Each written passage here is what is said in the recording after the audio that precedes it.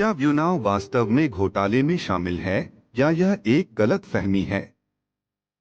हाल ही में प्रवर्तन निदेशालय ईडी ने ब्यूनाव मार्केटिंग सर्विसेज लिमिटेड के खिलाफ मनी लॉन्ड्रिंग एक्ट PNLA के अंतर्गत एक बड़ी कार्रवाई की है।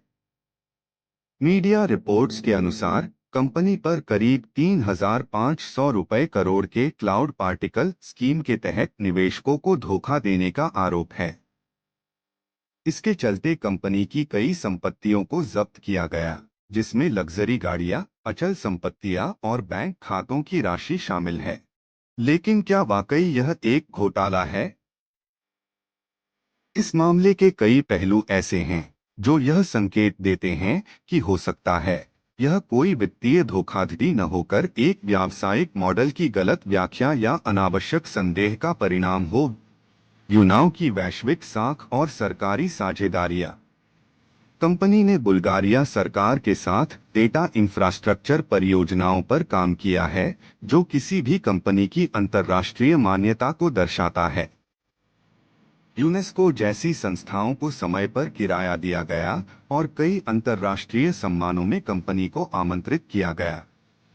प्रतिष्ठित एजेंसी रिसर्च एंड मार्केट्स ने भी कंपनी के मॉडल और विस्तार का उल्लेख अपनी रिपोर्ट में किया है।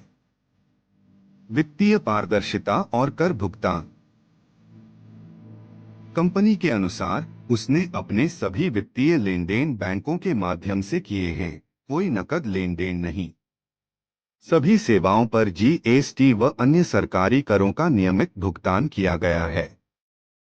पूरा व्यवसाय डिजिटल रूप से ट्रेस योग्य है, जिससे किसी भी प्रकार की मनी लॉन्ड्रिंग की संभावना कम होती है। तो फिर ईडी की कार्रवाई क्यों? ईडी का कार्य कानून के अंतर्गत संदेहजनक गतिविधियों की जांच करना है।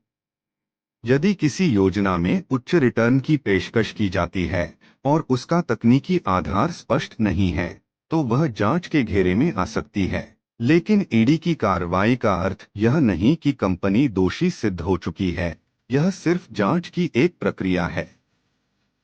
न्यायिक प्रक्रिया का इंतजार जरूरी है। अब यह अदालत पर निर्भर करेगा कि वह प्रस्तुत किए गए दस्तावेज को समझौता ज्ञापनों MOU, टैक्स रिकॉर्ड्स और तकनीकी प्रमाणों के आधार पर निर्णय ले। यदि कंपनी अपने दावे सिद्ध कर देती है, तो ईडी की कार्रवाई वापस भी ली जा सकती है। निष्कर्ष: जहां एक ओर देश को वित्तीय धोखाधड़ी से सतर्क रहना चाहिए, वहीं दूसरी ओर हमें यह भी ध्यान रखना चाहिए कि हर जांच का मतलब दोष नहीं होता। तकनीक और नवाचार के दौर में नए व्यापार मॉडल को परखने में प्रशासन को समझदारी और संवेदनशीलता से काम लेना चाहिए।